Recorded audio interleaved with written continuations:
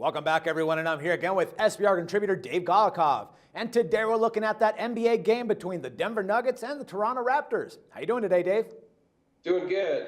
All righty, man. So the Nuggets have the upper hand in this match, or at least that seems to be the issue, as they've won 7 out of the last 10 visits to Toronto.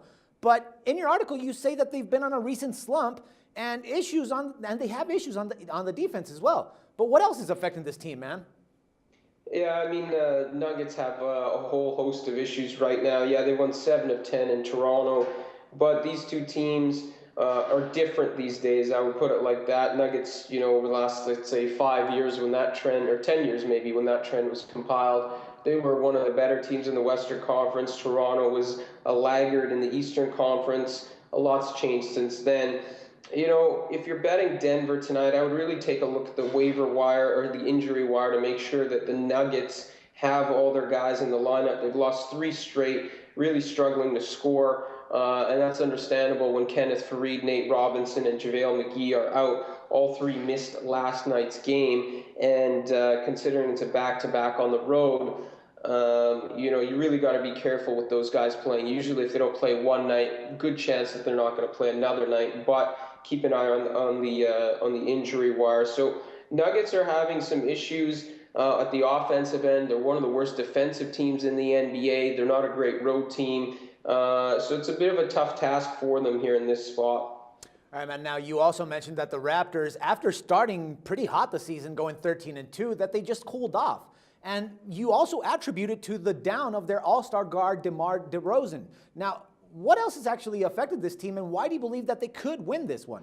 Well, yeah, Toronto definitely has faded. I mean, they started 13-2. I don't think anybody thought that was sustainable, but, they start playing some better teams, and that's what's led to some of those losses. They've lost 3 times in the last 5 games.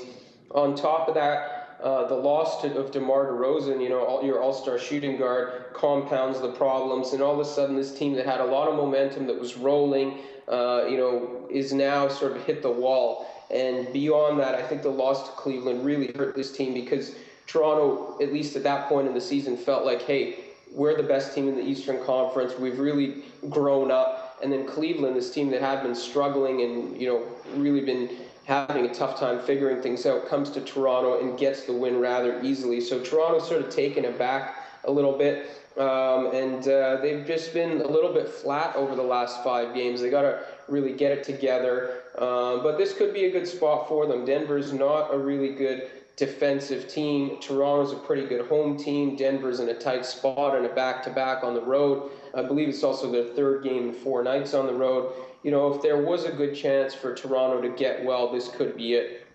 All right, I'm taking that you don't really trust either one of these teams. So what's going to be the pick in this one?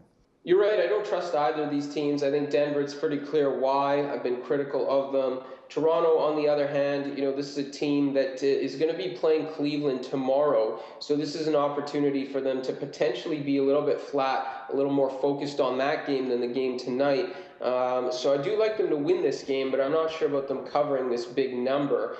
What I do like here is the under. You got a whopping total of 216.5. And I think this factors in how these teams have played in the early part of the year, not how they've played recently. You take a look at how they played recently. Toronto obviously missing a ton of points from the lineup with DeRozan out. As far as the Nuggets go, they're coming off a couple really ugly performances at the offensive end, failed to score 90 points in their last 2 games. You got a total of 216.5. That means you need the Raptors to be in the 120s if the Nuggets don't get beyond 90 points tonight. So I think that, you take a look at this game, and I think the total is too high for how these two teams have been playing. So I'm going to go under the number here. All right, good stuff, Dave, man. Thanks once again for all the valuable insights, and we'll talk some more NBA tomorrow. Okay. Take care, man. And for SBR Picks, this is Dax Floyd. The SBR Network offers free sports picks and game breakdowns, big money free betting contests year-round, a real-time Vegas-style odds monitoring service, and much more. So come see for yourself. To stay updated on SBR news and promotions, follow us on Twitter, Facebook, and Google+, and do be sure to subscribe to the Sportsbook Review YouTube channel to catch all our daily sports shows.